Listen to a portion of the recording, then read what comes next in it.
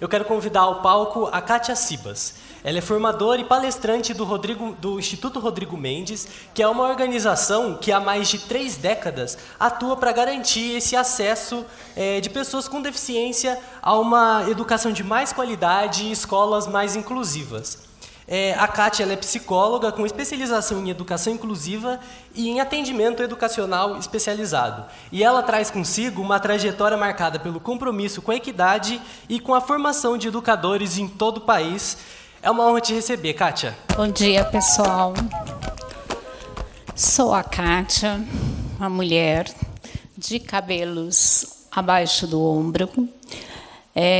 Estou usando óculos, uma camiseta preta escrito Instituto Rodrigo Mendes, um colar de sementes amarelas, uma calça preta e um sapato amarelo. É um prazer muito grande estar aqui. Queria agradecer à FLUP pelo convite em nome do Instituto e agradecer a todos vocês que estão aqui hoje. É muito legal a gente ver quando, tão cedo, sexta-feira, logo cedinho, este grupo todo reunido, toda essa plateia cheia. Sou professora, estive em sala de aula na educação infantil durante a maior parte da minha trajetória no magistério e atualmente estou como coordenadora do Instituto, coordenadora de formação do Instituto. E quem é o Instituto Rodrigo Mendes? Neste vídeo, estudantes, educadores, parceiros e profissionais do Instituto Rodrigo Mendes leem trechos que compõem uma mensagem única de manifesto em prol da educação inclusiva. São pessoas de diferentes idades, gêneros, etnias, com e sem deficiência, filmadas em diversos locais, como escolas e ruas. Entre as falas, imagens mostram pessoas sorrindo e estudantes brincando.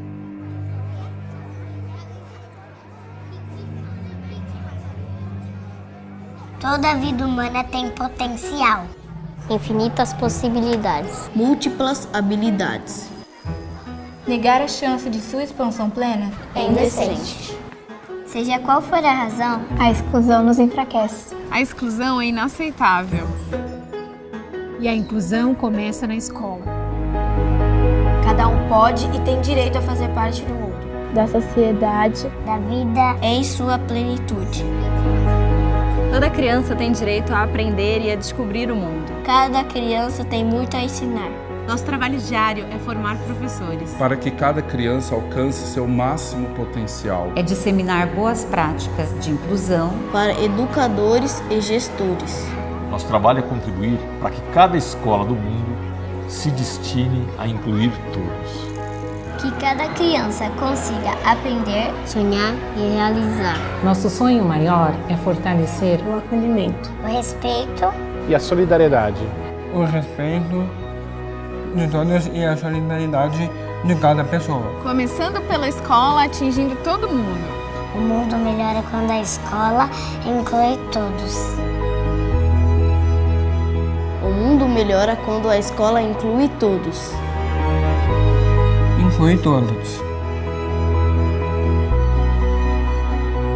O mundo melhora quando a escola inclui todos.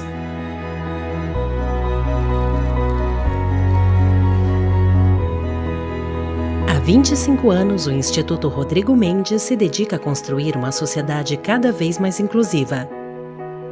Instituto Rodrigo Mendes, 25 anos.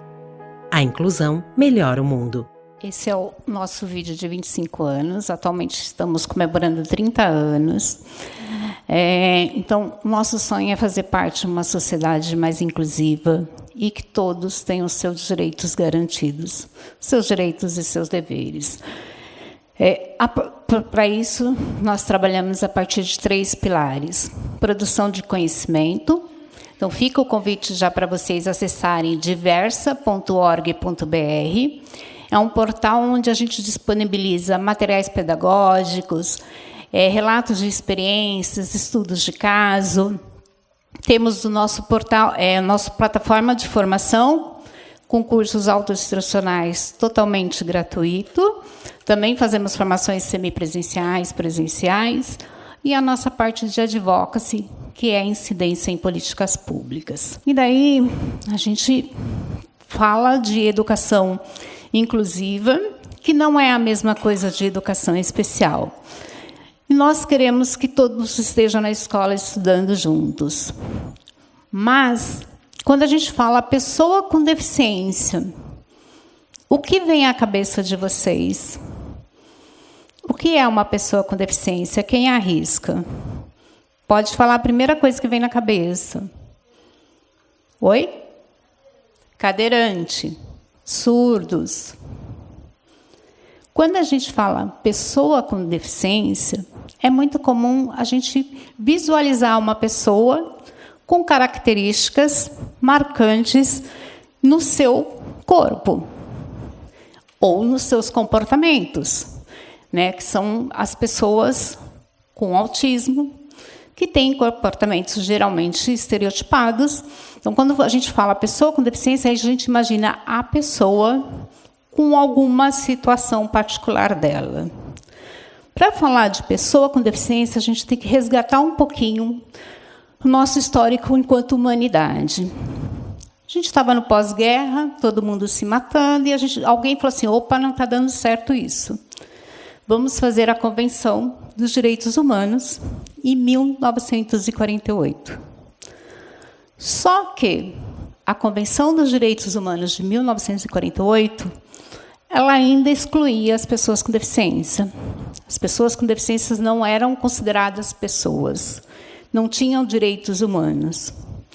Em 2006, na Convenção da ONU, com a presença de pessoas com deficiência, foi elaborada uma Convenção Internacional dos Direitos da Pessoa com Deficiência, que tem como propósito promover, proteger e assegurar o exercício pleno e equitativo de todos os direitos humanos e liberdades fundamentais por todas as pessoas com deficiência e promover o respeito pela sua dignidade inerente. Ou seja, a gente teve uma convenção em 48 e 2006, a gente teve que reafirmar que pessoas com deficiência têm direitos, têm que ter respeitado a sua dignidade. E a convenção traz uma grande virada de chave. No Brasil, ela foi ratificada como status de emenda constitucional, então ela faz parte da nossa Constituição, e ela trouxe uma grande virada de chave, que foi a definição de pessoa com deficiência. Então, quando a gente fala em pessoa com deficiência, a gente está falando que pessoa com deficiência são aquelas que têm impedimentos de longo prazo de natureza física, mental, intelectual ou sensorial, os quais, em interação com diversas barreiras, podem obstruir sua participação plena e efetiva na sociedade em igualdade de condição com as demais pessoas. Ou seja, a gente passa a ver a deficiência não apenas a pessoa, a gente passa a ver também quais são as barreiras que estão impostas. Então, a condição de deficiência é uma relação entre os impedimentos, aquilo que está na pessoa, mas também nas barreiras que estão na sociedade, aquilo que impede a sua participação plena. As barreiras que estão lá na escola de aula, lá na sala de aula, na escola, no bairro. Então, a gente deixa de visualizar apenas a pessoa. E a gente passa de um modelo clínico, em que tudo é centrado na pessoa, em que essa pessoa tem que ser o mais normal possível para estar na sociedade. Então, é uma época, né, em que as pessoas com deficiência faziam horas e horas de terapia para poderem estar no mesmo padrão que as demais para frequentar os espaços.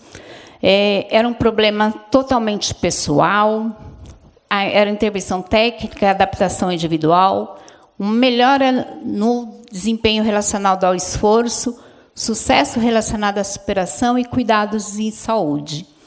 A gente sai deste modelo clínico e a gente passa para o modelo social. A deficiência passa a ser uma questão social, uma questão de todos nós. Acompanhamento relacionado ao projeto de vida, envolvimento em rede, mudança social, desempenho relacionado às possibilidades de diminuição de barreiras, Sucesso como possibilidade frente à equiparação de oportunidade e às ações baseadas em direitos humanos. Então, a gente sai de um modelo clínico em que tudo é a pessoa e a gente começa a ver a sociedade e as barreiras.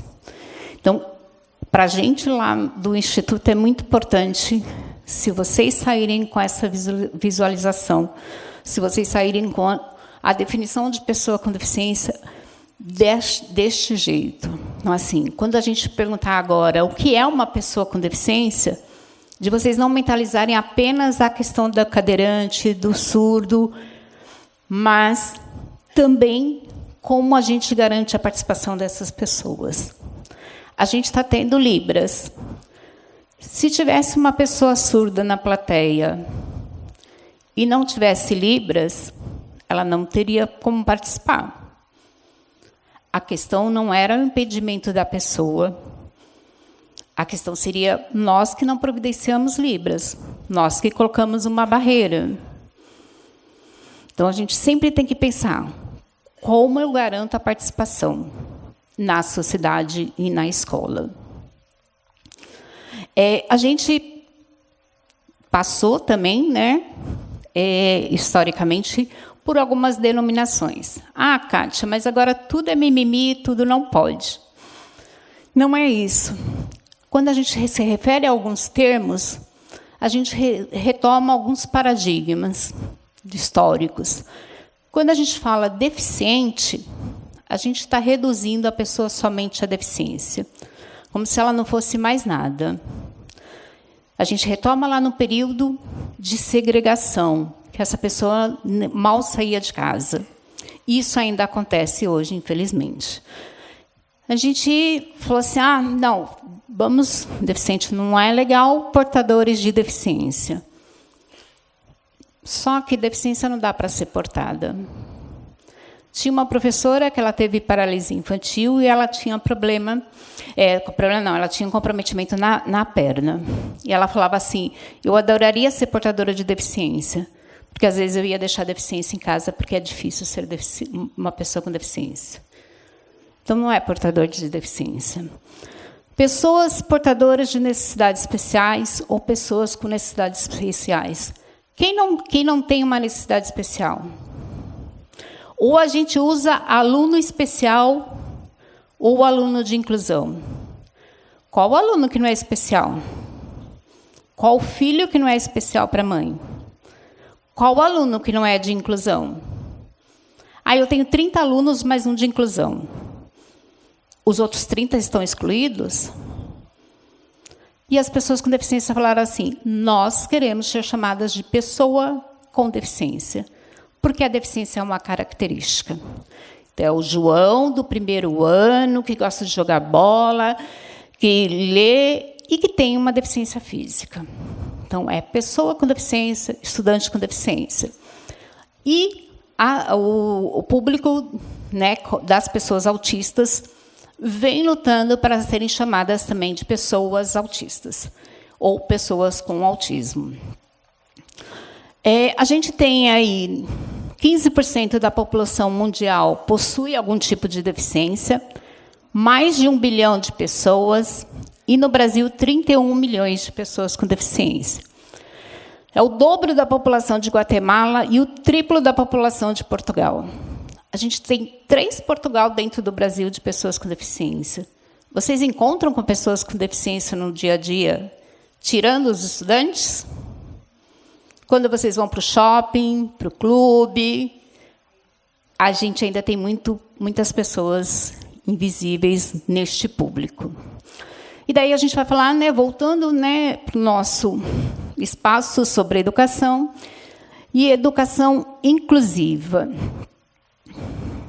Quando a gente fala em educação inclusiva, a gente está falando que todas as crianças devem estar na escola, que todas as crianças aprendem, que a aprendizagem de cada pessoa é singular, mas a gente vai focar hoje na educação especial. A educação especial tem um público específico, que são as pessoas com deficiência, as pessoas autistas e transtornos globais e altas habilidades. Por porque este público ainda requer uma atenção diferenciada e ainda continua deixado de lado.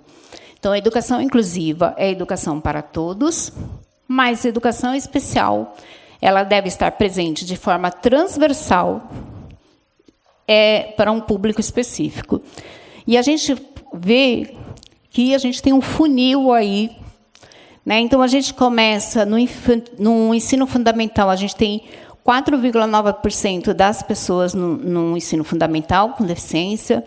No ensino médio, cai para 3,4%. E para ensino superior, 0,7%. Então, a gente está conseguindo colocar as pessoas com deficiência dentro da escola, mas não está conseguindo que elas continuem. E a gente sabe o quanto a educação infantil tem um papel importante. O quanto é lá na educação infantil que começam esses processos. E o quanto na educação infantil a gente trabalha com as crianças com deficiência para estimulá-las, para elas terem mais autonomia, mais independência, mas também a gente trabalha com as crianças sem deficiência a questão do respeito, a questão da interação, de acolher a todos. Aí a gente está tendo na escola, acredito que todos vocês, um boom de autismo.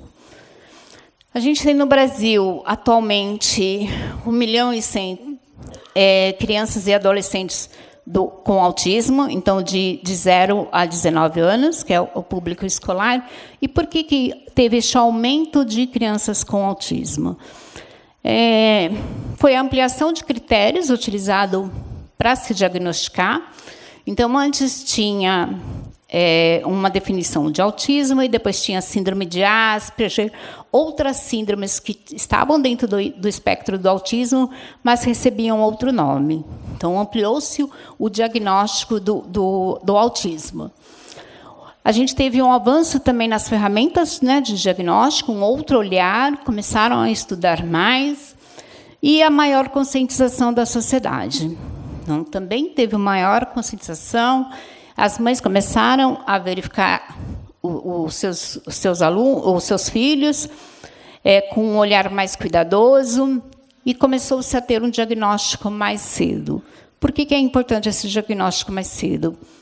Para melhor estimulação da criança. E a gente sabe o quanto a educação infantil faz esse papel.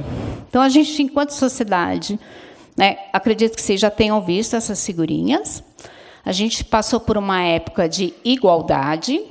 Então, tem 3 pessoas assistindo um jogo e tem uma cerca. A gente dá um caixote para cada um, para ficarem iguais a assistirem o jogo. A gente viu que não dava certo. Vamos dar um caixote para cada um de acordo com a sua necessidade. Mas hoje o que a gente quer é que não tenha barreira nenhuma. Então, que a cerca seja tirada e que a pessoa assista o jogo da forma que ela quiser. Então, a educação especial é uma modalidade, ela tem que estar presente em todos os níveis e etapas da educação, e ela oferece serviços. Então, o atendimento educacional especializado é um desses serviços. O AEE tem como função complementar ou suplementar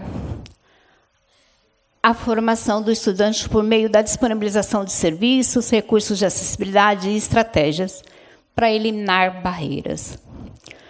O AEE não é responsável pela parte pedagógica deste estudante. Ele é responsável por disponibilizar materiais, por trabalhar junto com o professor para verificar quais são as barreiras que estão lá e como podem ser minimizadas ou eliminadas. Ele é oferta obrigatória, então todas as escolas, sistemas de ensino têm que ofertar, mas não pode ser condição para o aluno estar dentro da sala de aula. Ele só vai para a aula se estiver no AEE. Não. Ele vai para a aula. Na sala de aula, a gente vai verificar se precisa do AEE. A família pode não querer levar para o AEE? Pode não querer levar para o AEE, mas não pode não levar para a sala de aula. Então, como eu falei, né, o público de pessoas, estudantes com deficiência, autistas, altas habilidades. Aqui tem alguns exemplos de materiais que podem ser disponibilizados pelo AE. Então, nós temos ali os cartões de comunicação, a prancha de comunicação com símbolos, fotos, figuras,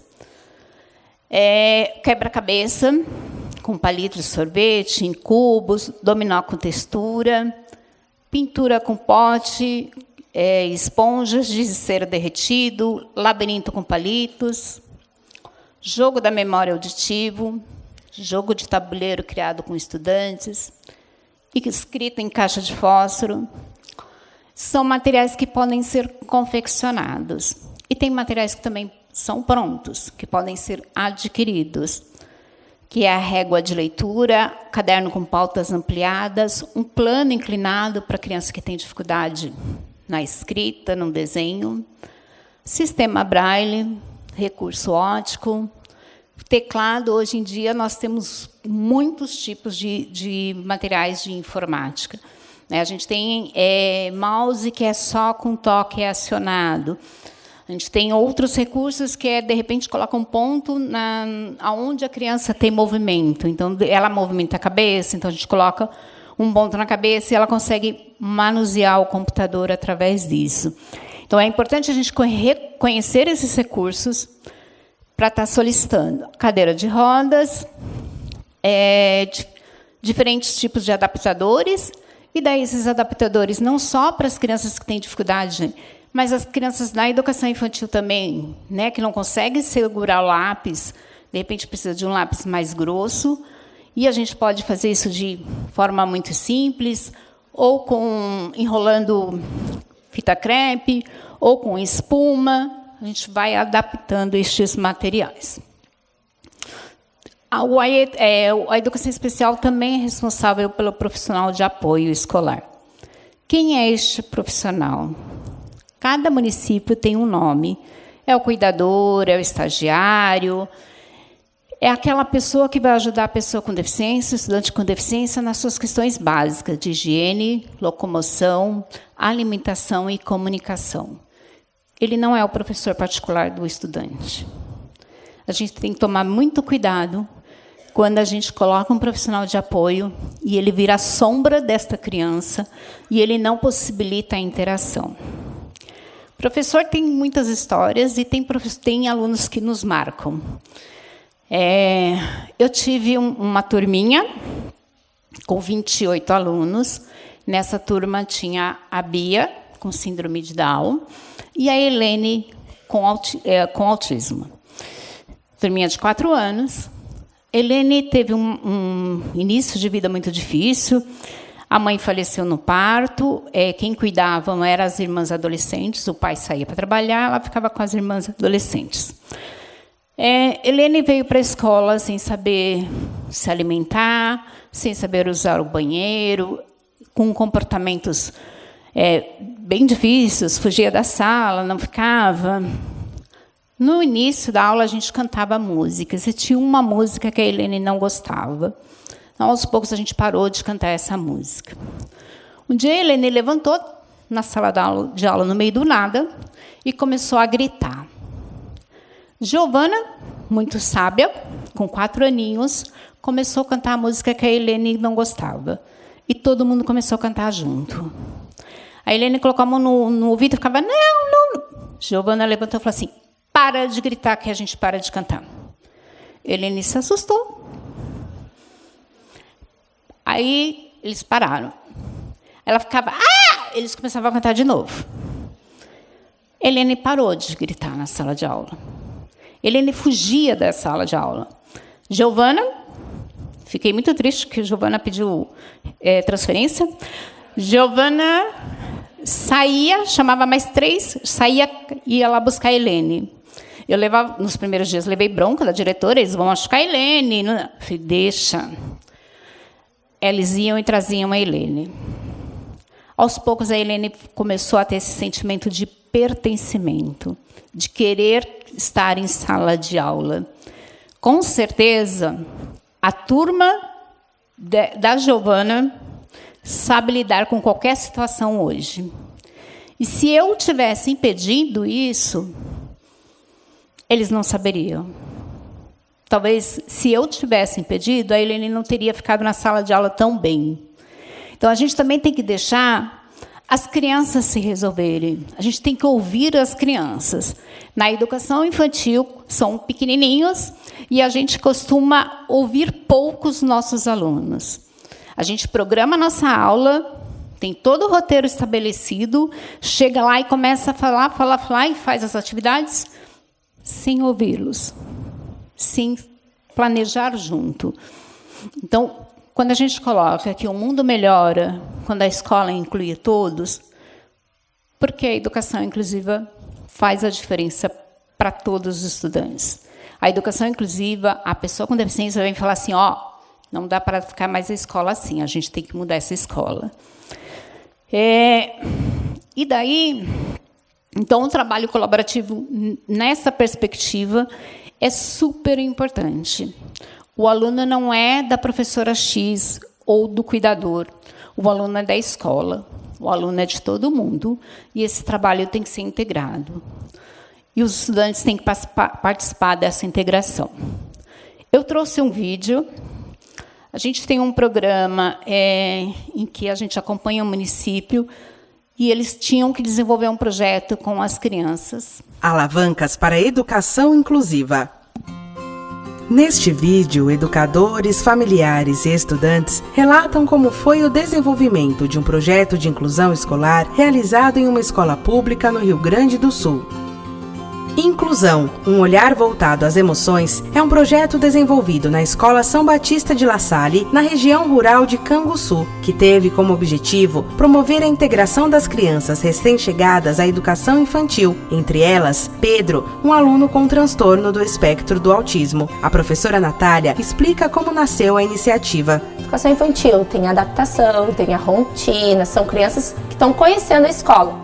Porque educação infantil, além da questão de tu trabalhar rotina, trabalhar regras, adaptação, eles também eles têm aquela dificuldade de compreender o que eles estão sentindo.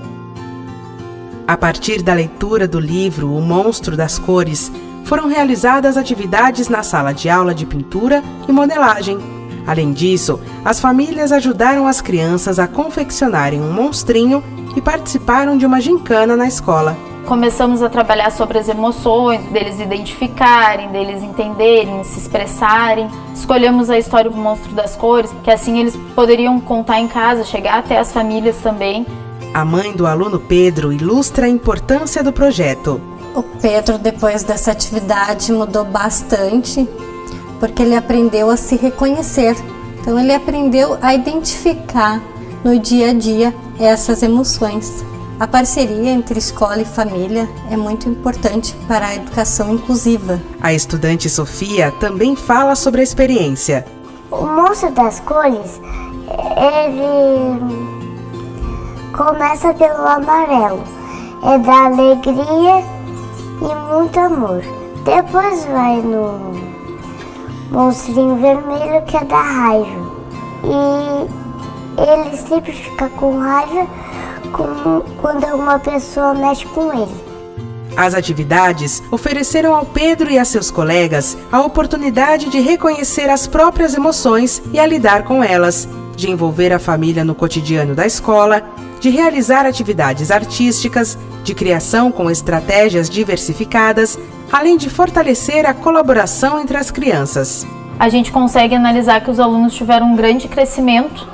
Eles conseguem analisar as suas emoções, analisar dos outros, pensar e falar sobre elas, que isso é muito importante.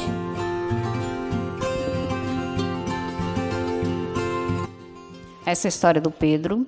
Quando a gente fala de educação infantil, a gente está falando de crianças pequenas, bem pequenas, mas que sabem se expressar e sabem se comunicar. Às vezes não tem a oralidade desenvolvida, mas a gente tem que achar meios para que elas consigam expressar seus desejos, suas vontades, que elas participem dos planejamentos. As crianças com deficiência estejam inseridas fazendo as atividades com os demais. Não existe método específico para autista, para deficiência intelectual, existem crianças. E com as crianças a gente tem que começar a olhar como que eu posso fazer, com quem mais eu posso contar. crianças autistas, né, como o Pedro, é muito importante que a gente ensine, não só as crianças autistas todas, a expressarem os sentimentos. A gente sabe que na educação infantil acontece muito mordida, briga, às vezes eles não sabem se expressar. Então, fica o convite para vocês conhecerem o portal diversa.org.br. Lá tem outros vídeos, tem vídeos de materiais pedagógicos acessíveis. Então, fica o convite para vocês acessarem e também para compartilharem as práticas de vocês. A gente vai adorar receber os relatos de vocês. Queria mais uma vez agradecer a FLUP, agradecer vocês e tenham um bom dia, boas discussões.